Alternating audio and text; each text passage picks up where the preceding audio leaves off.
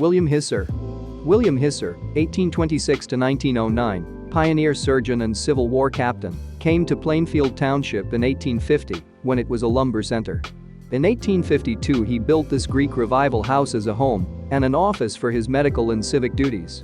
He was at various times township clerk, school inspector and supervisor, and justice of the peace.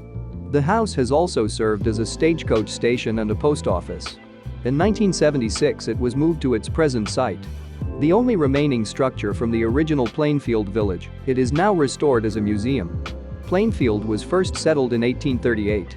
Its post office, known as the Austerlitz office because there was a Plainfield post office elsewhere, was established in 1843. It was later housed in this structure for a short time. In the days before envelopes, letters were folded and closed by sealing wax and other means. The Austerlitz office operated until 1913, when it was consolidated into the one at Belmont. Thanks for watching. If you've enjoyed this video, please like and subscribe for more content on everything that makes West Michigan great.